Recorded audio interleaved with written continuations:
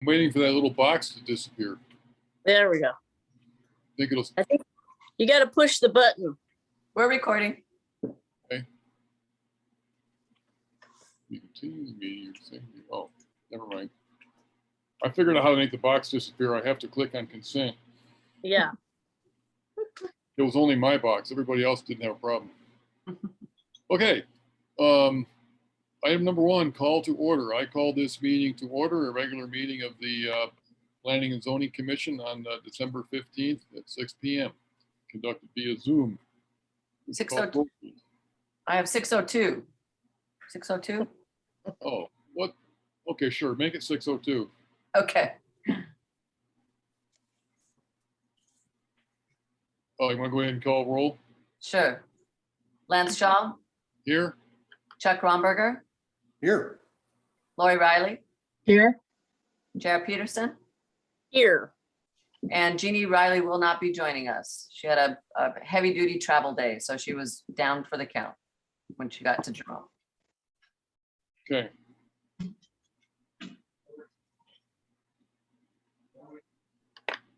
Okay, well, let the record show that we have 4 members of the board, so we have a quorum and we can conduct business. Item number 2, petitions from the public. Are there any petitions from the public, Rosa? None that I've received. Okay, thank you. Item number 3, approval of the minutes, the regular meeting of October 20, 2021. Do we have any comments, questions, additions, corrections to the minutes from the board? This is your chance to correct all the misspellings and any issues. look good to me. Okay, thank you. Then I move that we approve the minutes. Do I have a second? Second, I have a question. Can I vote since I wasn't there? No. Should I just hold out? Okay. No, you right. should, thank you for the reminder. You know, you should abstain, I guess, if you weren't there, because you wouldn't have any way of knowing whether they were accurate and complete. Yeah, that's true. That's true. Okay, thank you. Let's see, Commissioner Riley, did you second my motion? yes, I did. Okay, thank you. I thought that's what I heard. Okay, then I will call the question. All in favor of the approval of the minutes will say aye. Aye, Aye. Those opposed? And let the record show there's 1 abstention, Commissioner Peterson. So with 3 aye votes, the motion carries. How are we doing? Am I going fast enough for everybody? Yes. Is there a Yeah, speed limit on this? Well, yeah, but a person my age has to go pee. No, Ah. no, we're doing fine. I just want to make sure everybody's got a chance to say what needs to be said and we don't skip any steps and get everything done and everything's all fair and just. Copacetic. Let's see, item number 4 then. This is public hearing continued. So I guess, should I officially open a public hearing then? I guess, since this is a continuation, I should either open one or note that it's a continuation of an already open public hearing. So let's assume whichever one of those is done is appropriate is done. And the first thing we'll do on this is ask for input from the public after we introduce it. And if there isn't any, then the commissioners on the board will then discuss. Rosa, do you want to kind of set this up for us? So this is, I guess we've seen this before and we've got some changes from the council. Right. So it's come back to us to look at again. Exactly. They did have some recommendations. Candace and our town attorney, Bill Sims, also went through it. And as you see in the packet, there's a staff summary report from Candace spelling out the suggested changes and corrections. Hopefully you've had a chance to look through that and see if you had any questions or any objections to what they're asking us to do. I did have, Jeannie did send me an email with one question that I'll share whenever you're ready, Chair Lance. Okay, sounds good. First thing I'd like to do is see if there's any input from the public, any comments or complaints, issues or whatever from any public members who are participating this evening. Do I have any members of the public on the? Any public? Okay, this is our chance to make it an official public hearing. Is there any comment from anyone who is not a board member? Okay, hearing no public input, we'll go ahead and have the board discuss. Rosa, if you want to, this would be a good time to share your comment from Jeannie, I guess. Okay, I'll read from her email. She said she reviewed the meeting agenda packet and had just one comment question with regard to square footage of temporary signs. On page Yeah. 8 of 11, item 8A and B. She said, it says council is recommending changing allowable maximum size to 16 square feet, but we only allow one temporary sign, unlike the 2 allowed for permanent signs. She was just wondering if the intent is to allow one temporary sign to be as large as 16 square feet, given only one sign is allowed temporarily. Or possibly there is a reason behind the increase in size to allow certain types of larger temporary signs. She said she really has no particular complaint with the size, but merely wanted to bring it up for discussion. And she's sorry she won't be here. So Candace, I'll try to explain this one. One of the council members suggested that temporary signs be allowed to be as large as 16 square feet. Because normally a temporary sign is going to be larger, it's temporary. A lot of the town-sponsored signs are larger than 8 square feet, and most seem to be about 16 square feet or close to that. So it was agreed that that would be a good size for temporary signs, like the ones for the town picnic or the art walk. Roman Jerome, the sign that the chamber has up for that is larger than 8 square feet. So going forward, they thought that it just made sense to make those signs, make it allowed for them to be 16 square feet. Max. I've got a question on that then. Okay. So we had an issue with March Graciano's sign way back and made her do it smaller. Would that be included in that temporary sign of 16 feet then? I don't know. Because that was a temporary sign and didn't she have to redo it, make it smaller? I don't know that was it too large or was it that it was just up too long? I didn't know that. Was that the issue? Okay, I thought the issue was that it was just up longer than the allowed time, but okay, Candace, Yeah, do you know? That's what I remember. okay. Candace, do you know if this is applicable to all temporary signs or just the town-sponsored events? My sense from the council was that it was applicable to all temporary signs. That started with the discussion of town-sponsored, but then it sort of applied to all temporary signs. And I'm not sure that we could distinguish those actually. So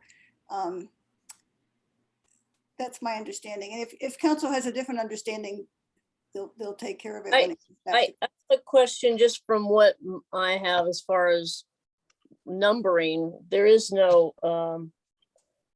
I mean, as far as G8A,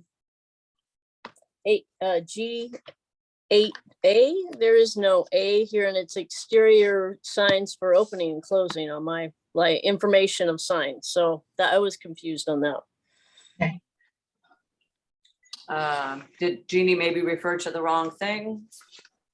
Well, no, I mean, as far as like what was written up for our meeting information, and it said that G8A. And as far as like what I have as far as codes and everything, it just goes from 8 to 9. And 8 is exterior signs, including opening, closing. And it says, yeah, so that, Are you on page 8 of 11? I don't even have page numbers. Let's see, Should be at the bottom. 77 of 99, that's what it's, 80 of 94. I don't know, maybe I have something different printed out or something. I might exterior signs, it says, G8 is exterior signs, including opening and closing are permitted. And then it says 4 square feet, but, that's just on what I have is my information, but It's not the packet that you're reading from. no. No, I'm reading from my like zoning and all the codes and all that, so, but Well, that's you may not have the most, current Current. one. I just Yeah. got what was given to me with John Knight printed out and everything, so, yeah, maybe I need an updated one. okay, if you have your packet in front of you, it's in there. Yeah, okay, well, mine was, I was just the question about that, why it was a different number. That's my question. Well, Okay, even Yeah, if you- it get yeah, even updated. if your ordinance, yeah, if your ordinance is even relatively new, I mean, we're obviously they've made a lot of markups to the sign ordinance, and that's what we're working Yeah, on. So yeah, so I'm probably, it'll be yeah, different. okay. Because Yeah. that was like in August that I got this, so maybe Yeah, I everything was changing. it's been updated since then.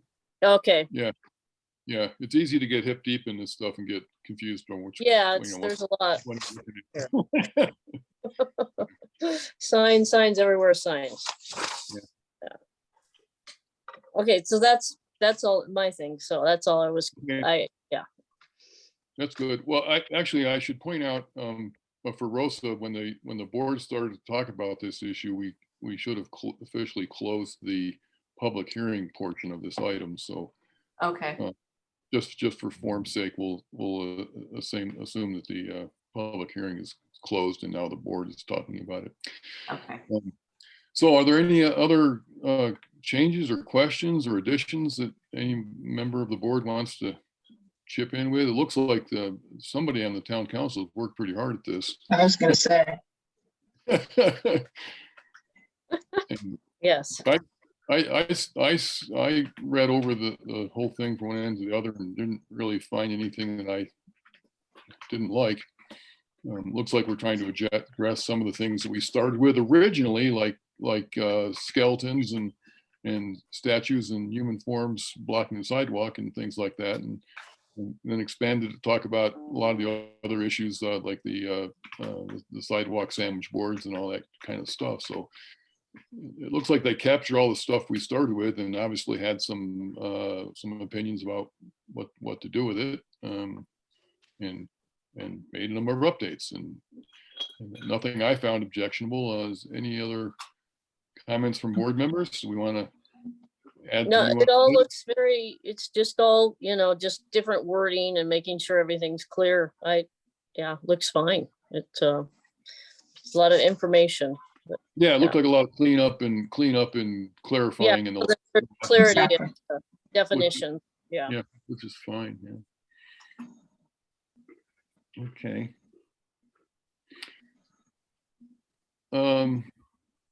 So any other comments, concerns? Anybody want to see this again at another meeting? Let's see. Now, is this the first public hearing or the second public hearing on this one? Right, there's gotta be two, and I'll bet well, the second one must be at council, right? After we say this is okay, they get to go do it again, right? Right, this, I believe, is your second public hearing on this because it came back to you for changes.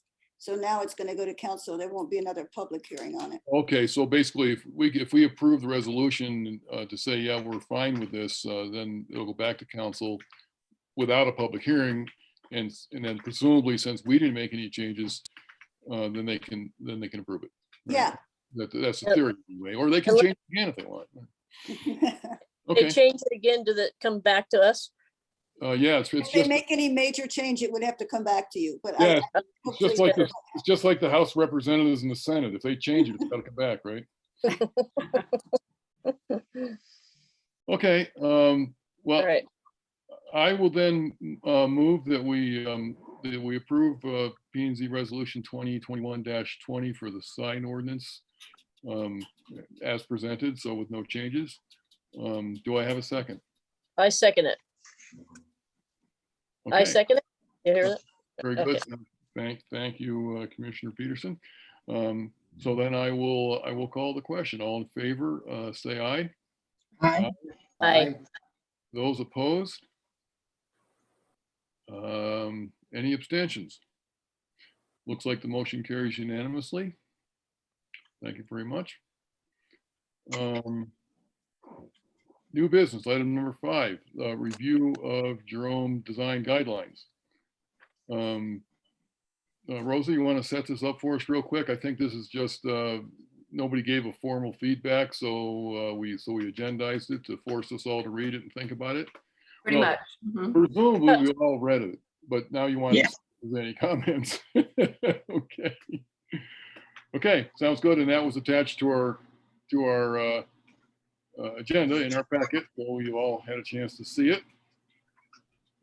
And just in the interest of information and disclosure, when our consultant walked Jerome with John Knight to come up with these plans, I accompanied them on that walking mission. So it was just so the other commissioners know, it was the 3 of us that walked around the town and pointed to buildings and talked about architecture and design and so on. Was this when the SHPO person was doing the, SHPO did not come with us. That was another mission. okay. There was a group of, well, that was open to the public, and there was, 10 or 20 people that all walked all over town with a couple of SHPO representatives, if you recall. And this is Mhm. not on our agenda, so we can't talk about it. But we all walked down to the high school and out North Street and other things, and it was the same kind of thing, kind of historic preservation discussion. Separate activity. Maybe Was it- Rosa can refresh our memory. There was some kind of grant that we got to pay this historic architect from Prescott to help us write these design guidelines. That's correct. Mhm. Was that Bill Otwell that was here with you? Um, Do you remember? It was. yeah. It was? I Okay. think that was, yeah, that sounds right. Okay, let me scroll down to the right place in my packet so I can find that, so we can talk about it. Just a minute, I have to get past the sign ordinance. I think for Christmas, I'm gonna get a bigger screen so I don't have to scroll like mad. I get these things all open in different places.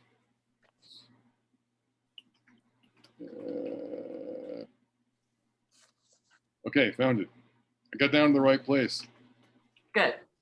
I sure wish the fashion was still had the brick facing on it instead of that awful facade.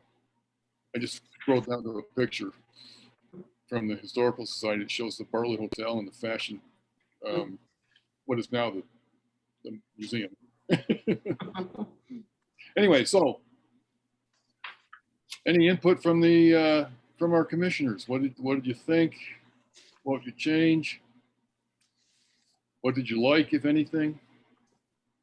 I see that, how are we going to enforce all this? Is that going to come through just the codes and like with design review about making sure things blend and like buildings that are falling down and stuff like that?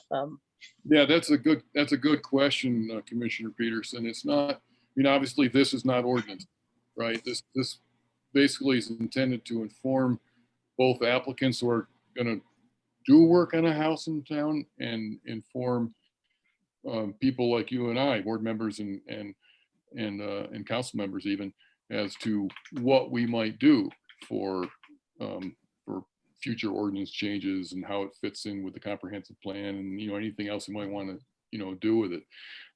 So this is kind of a framework for us for both an applicant to see what we're expecting, and also for us to look to the near-term future and say, gee, maybe we should say something about this in our ordinance, or maybe we should do some kind of memorandum of understanding. This is how we interpret this, or this is how we think it, it meshes with the comprehensive plan.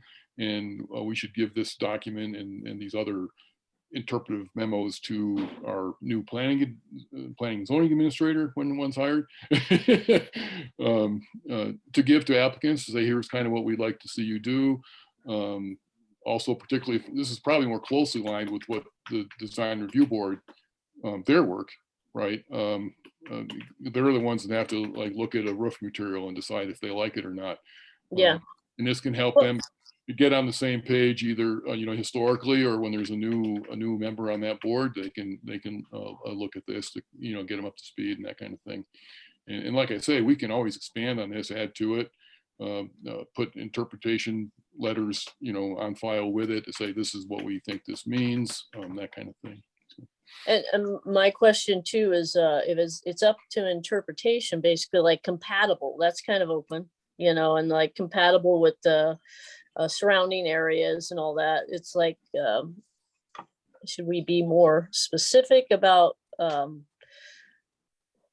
don't know. It seems it's going to be up to interpretation, I guess, too, with new buildings and stuff like that. What someone considers compatible, what are going to be the guidelines for compatibility and historic overview, that's all kind of, up to interpretation of, It is. It- One yeah, one of my, go ahead, Commissioner Riley. one of my concerns in there was, it said, no building will be, the height, it has to be the same as what's in the area for height. yeah, And I know that there's been some new stuff that is definitely higher than what's been in the neighborhood. yeah. And so that, to me, is there going to be more strict guidelines on that? Is that what this is going to do, or is this still an interpretation thing? Yeah. My suggestion would be to have something a little more so that's not, people aren't going to be sued for like certain attitudes, but to have, this is as far as like not overtaking the other buildings in the area, that there should be some guidelines of percentage, I guess, or something, and also the height and, that interpretation and historic overview. I mean, that's kind of really vague. So, but Well, I understand the concern has always been visual compatibility is a watchword that we've heard before. Very it can be subjective. This starts out by a little bit of addressing that, in that we don't want counterfeit old. If historical compatibility means the massing, the setback, the percent of fenestration, the use of native materials, the honest use of materials, they look like what they are, and things like that would help define what visually compatible means. And at the same time, and this is a framework that helps us, kind of informs us what, where we're going from that, get all on the same page, even though this is an ordinance itself. It says, oh, when we say visual compatibility, we mean the honest use of native materials, that kind of thing. And kind of put some definition to that, and also will help us understand what visual compatibility isn't, and what it isn't primarily can be summed up as counterfeit old. We don't really want somebody to come in here, do a fill-in development in the Verde district, say, for example, and strive to make a house look exactly like it was built in 1910, using modern materials and techniques. That's not necessarily what we're after. We want the right height, the right massing, the right setback, the right fenestration windows, the right use of appropriate materials, but maybe built differently. Maybe it's got some modern features added into it, like a strip of concrete around it, or a Corten wall, or something that's more modern. There's nothing wrong with looking at it and saying, oh, this is a newer house. I can tell it's newer by looking at it, but it doesn't jump out. It doesn't jump out and look like it doesn't fit here, and that can still be visually compatible, even though it's not a historical simulation, right? I would venture to say that it's not really meant to be rule of law. It's just more like, hey, this is how we'd really like you to, consider your new building or whatever it is you're doing, your renovation, and take into consideration your surroundings and try to make it feel like it's part of Jerome and its character, but not necessarily try to fake a building or to, because SHPO discourages that. They don't want something to look old that's really new. So and it says in the introduction, the purpose of these guidelines is to support the preservation of the existing historic resources, including structures, streets, sidewalks, retaining walls, and other physical features. So, and they want you to apply, what these guidelines are saying is to apply this to new construction within the town limits to ensure that new projects are compatible. So, Yeah, and Yeah.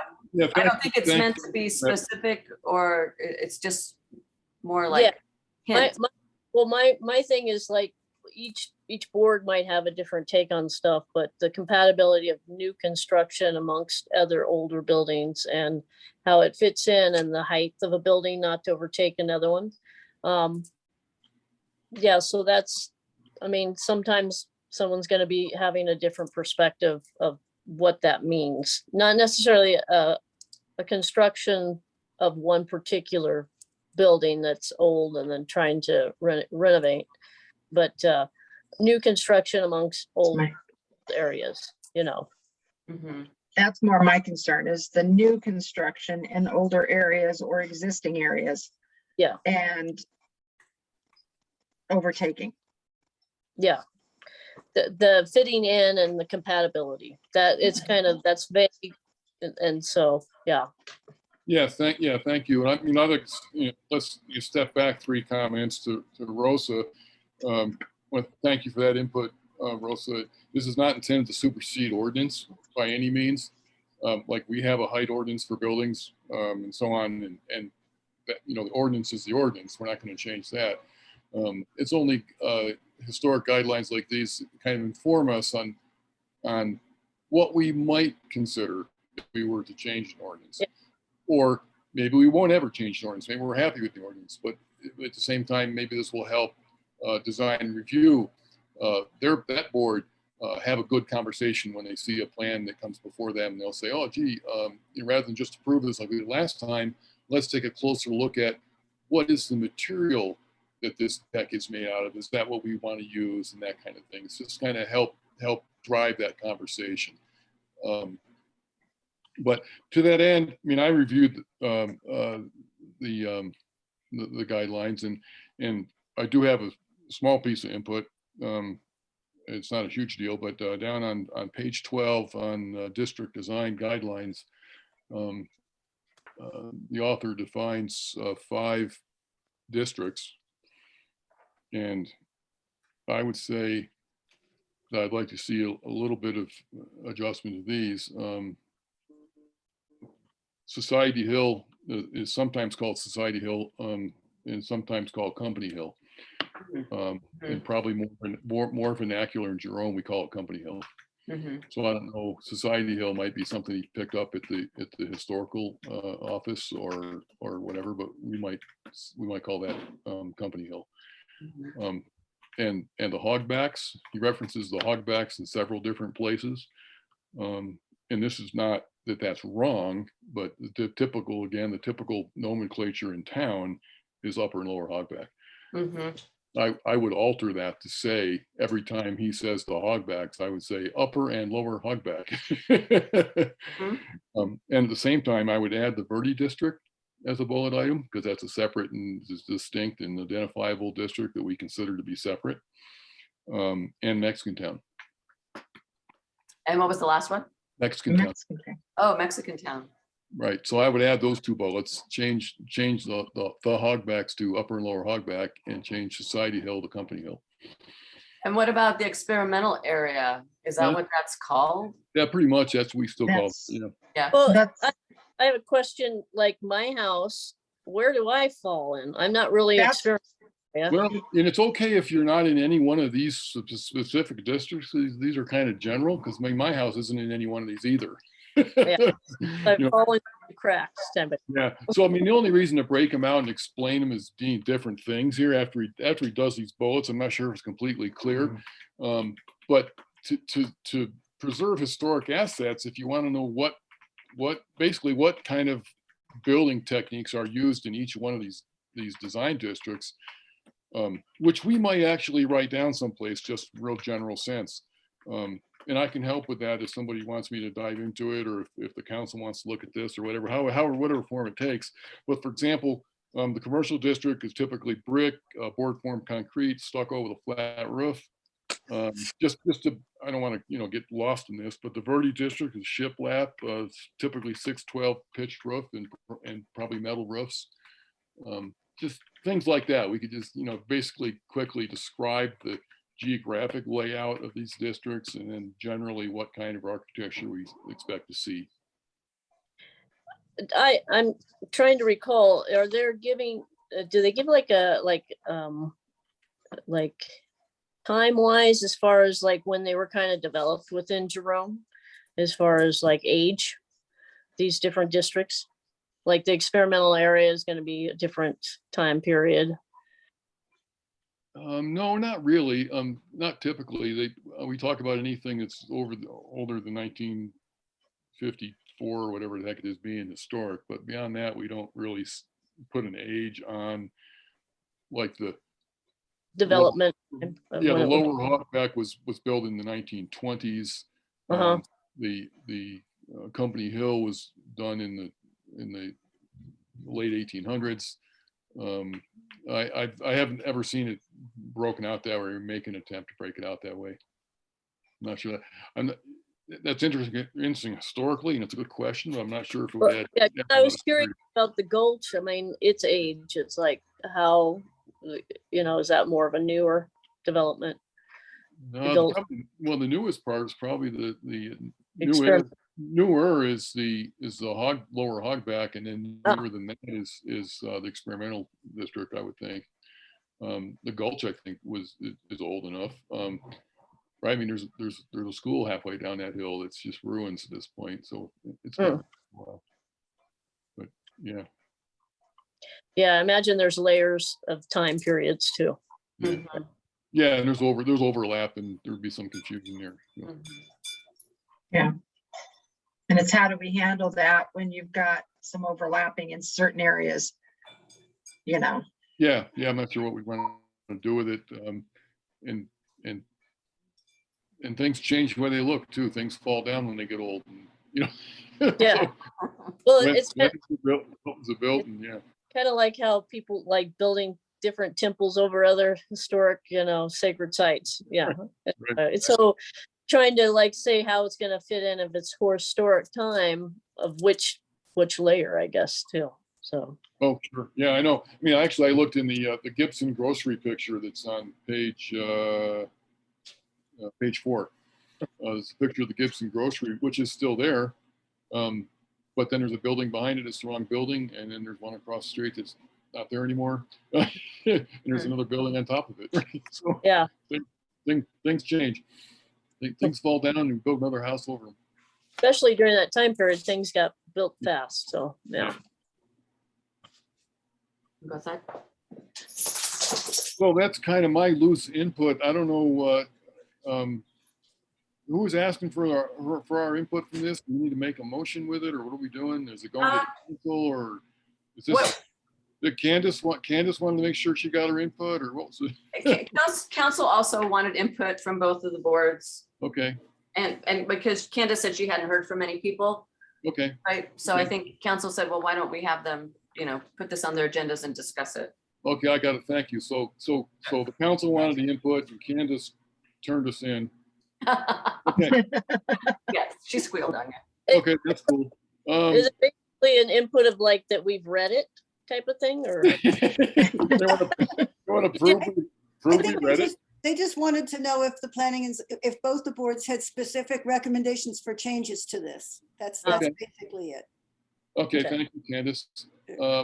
Okay, does anybody else have any more input? I made a few suggestions that I hope. I definitely Rosie, did you scribble down? Yeah, I definitely like your suggestions, Lance, about adding the extra districts and clarifying it better. Okay, thank you. Other than that, any other changes or complaints or? issues. This says discussion and possible action, and there's no resolution attached to it, so I'm just gonna go with the direction to staff and discussion unless there's a reason not to. But what I'll do is summarize some of your suggestions and comments, Okay, including the nomenclature and what you suggested about materials used in certain districts, you know, Okay. like more common materials used. okay, That good. you'd be yeah. willing to pitch in on that list? Yeah, if you, I wasn't taking notes here, I was just babbling. I'm taking notes. I'm here for you. Yeah, if you scribbled a few notes and you could just zip it over to me and I'll look at it and see if you captured everything, Sure. and then we'll do that. Does that sound okay to the rest of the board members? Do you want to like look at this again, or if I just give No. Russell my input? Yeah, I think it's fascinating, just the whole history and the different districts and the different materials like I said, I think there's layers within that too, because Yeah. of things falling down, and there might have been really old and something a little newer that came through, but yeah. Right. Yeah, and one of the other things that I thought of is, I mean, the reason there's definitions in this guideline for rehabilitation, restoration, and renovation, depending on what you're doing. You're either putting it back exactly the way it was. If it was stucco, you're going to make it out of stucco and adobe or whatever. Or in the case of renovation, there's nothing left to save, and you're just going to build a visually compatible structure there instead. And so, you know, like rehabilitation is I'm going to make it look like it was, but I might use newer materials and so on. Which are good definitions for this guideline, but the only thing I would add to that, hey Rosa, you got your pencil out again? Yep. I would say we should probably add a sentence or a couple of sentences somewhere in there when we're talking about restoration, renovation, and rehabilitation, to describe that since there are many buildings that have many additions on them in Jerome, that it would be possible, we should make a note of it at least, that it's possible to have, for example, restoration going on in the front half of a building and renovation going on in the back half of a building, depending on how old and historical which parts are. So we should probably just make a note of that. It is possible that you could be doing a remodel on a building or whatever, and part of it could be renovation and part of it could be restoration. Or whatever, right? I mean, it kind of depends on the building, and we need to be sensitive to that. So, listen, this pop top in the back was done in 1982, so we're just gonna, redo it, make it right or whatever. But the front is historic. The front was built in 1892, and we're gonna restore that piece, or whatever, right? So it's just, it would be good to nod, give a nod to, we have to be flexible and sensitive to what is there, and to what the applicant might want to do to it, and is it historically, is it a benefit to the town for what they're doing? Yes, and it's okay if they want to restore the front and renovate the back or whatever, right? Gotcha.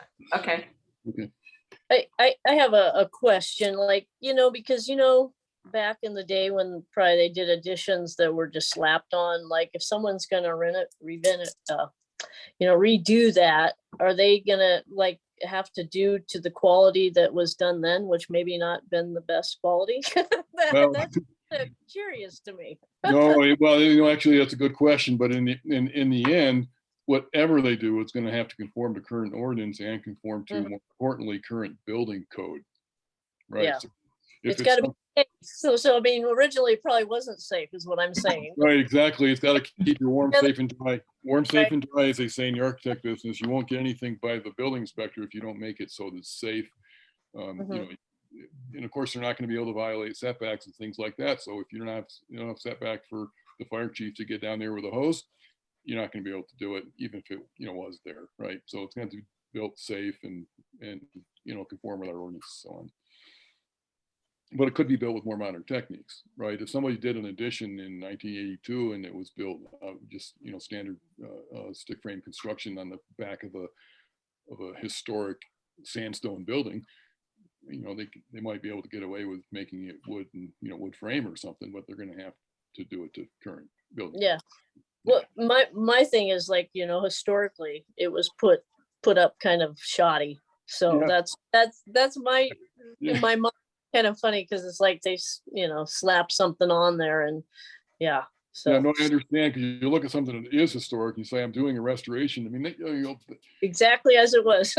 exactly as it was, badly constructed with no foundation, right? So, I mean, Dirt bottoms, yeah, yeah, yeah. I mean, there are buildings in town that are just sitting on 4 rocks, one big rock in each corner, right? If I'm gonna put it back to a historic restoration, I'm gonna do it exactly the same way. Not quite. Okay, I think I'm ready to move on from this one. Does anybody else have any final comments? I'm just gonna go ahead with direction of staff. We'll call it discussion, since there's no attached resolution, and we can move on to item number 6, updates of recent and upcoming meetings. Rosa, take it away. Okay. So we've got to go way back since we didn't meet in November. October 12th, council meeting. The microbrewery change of use permit came up before council. They had questions that they felt they weren't getting answers to, so they tabled the item and had hoped to talk to the applicants, but the applicants pulled their application. Yeah, I remember that's the one the applicants withdrew, so. Yeah. Right, okay. Yeah. They talked about zoning administrator, the position, and possibly splitting the responsibilities. Did we talk? We didn't talk about this before, have we? No, I don't think so. What's the most recent Okay. news on the zoning administrator? They talked about splitting it up between having the zoning administrator and code enforcement officer be one person and having the historic preservation officer be another person. And Huh. they went back and forth about it. Jack said, yeah, they could work part-time. And it was like, no, zoning administrator cannot work part-time. So that was discussed. Back to the banners for town-sponsored events. They waived the requirements for the size of signs at least through December. And that's kind of why that change came up in the sign ordinance. Going forward, though, the Chamber of Commerce will need to comply with sign regulations. So at the November 1st DRB meeting, the only really thing they had on the agenda was the Cornish pasty sign. The application was tabled because it was incomplete for the most part. They needed more information. They wanted more specifics about the design of the sign. They got dimensions. They got just some sort of like ramp, just a very generic 12-foot, 3D rectangle that didn't really show what the sign was going to look like. Okay. So that went back to the applicant. I haven't heard back from him to know if he's going to revise that, reapply. So that's kind of up in the air. Okay, at the November 9th council meeting, they had the first reading of ordinance 477, which would approve an amendment to the zoning map around 300 Queen Street. The property owner there has applied for a rezoning. He's requested rezoning there. Discussion returned to hiring an interim zoning administrator. Candace got in touch with a company that does that, hires interim city officials for municipalities, and they asked for a $1,500 retainer and didn't offer any other information on cost or what they would pay this person. And council didn't want to move forward unless they knew exactly what they were getting into. So Candace ended up going back to that company. They said they don't disclose that information. So that went out the window. There was a closed session about contractual options to address street abandonment and subsidence. The recommendations determined during the closed session included direction to our town attorney to work on a development agreement with the property owner, Cameron Sinclair, who's brought this up. They talked about COVID protocol, and we're staying with the status quo for now because of the numbers just not getting much better. Now we've got, what is that one? Omicron. Yeah, that one now. So they are going to revisit this in January and see how they feel about it. Okay. December 6th DRB meeting. The designs for the public restrooms were approved. And they're gonna go, have you guys heard about this yet? The public restrooms? I just heard about it, but Briefly. give me some detail, yeah. Okay, so they're gonna go on the court right there by the Bartlett across from the police station. They're gonna move the dumpsters that are there. They're gonna move them down. Okay, So we're gonna lose a few parking spaces, but that's where they want to put the public restroom. Okay. Do we have a grant to build that restroom? I remember last time we stopped because it was going to be like a $200,000 pooper. There is, it's been budgeted. Okay. Chief Mooma thinks they can do it within budget, but there's also Prop 202 that's come up. And I think they decided to put that money toward, part of the Some- money toward the yeah, public restroom. Right. So Okay. the Ghost Town Tours Company submitted a sign application. They're changing their logo, and that was approved after a little teeth pulling. 804 Hampshire is a renovation project. You know where Jay Missany and Sherry lived? Yep. Jay and Sherry? Right at the bend of Douglas, as you're coming up the hill. It's that last house on the right before you make that right. Mhm. There's a new property owner named Thomas Lopez, and he is dedicated to bringing that building back to life. So he had a really good presentation, and design review approved everything that he was planning to do. So that will be coming up before you guys in January. Right, that's my next question. That one was kind of done a little out of order, right? So it went to design review first, then it'll come to P and Z next. Yes, yes. And I forget, because we didn't post a notice Yes. in time for this meeting, that's why it's gotten pushed to January. So Oh. I've got a reminder on my calendar to post a notice, January 3rd or 4th. or something. Okay. So I will do that. So that will be on the next agenda. Okay, good, thank you. Okay, and then December 13th, that was just last night. They had the second reading of ordinance 477 regarding the rezoning by 300 Queen Street. And they also they amended and approved the fee schedule for P and Z, DRB, and BOA matters. So there were some minor changes made to that, but it was approved. And the contractual options to address the street abandonment and subsidence, that was on the agenda again last night. And direction was given to the town attorney and Candace to enter negotiations with the applicant. The applicant did make clear at the meeting that negotiating this had nothing to do with the rezone. He just wanted to make that clear. So they also talked about short-term rentals. The council may consider following Sedona's lead with stricter regulations around short-term rentals. I don't know if you've read much about Sedona.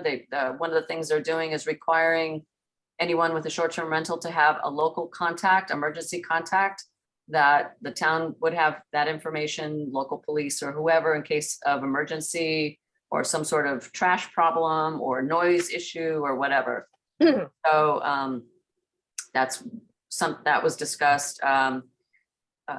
Bill Sims, our town attorney, will also be talking to Jeff Koppelma, who is a resident here and a lawyer, and about a possible other legal perspective and a way to pursue this. So So Rosa, on that one, on the short-term rentals, are we going for that? Are we doing like with trash and all that, being able to get a hold of, because there's a situation near me that's overflowing, and I know Yes.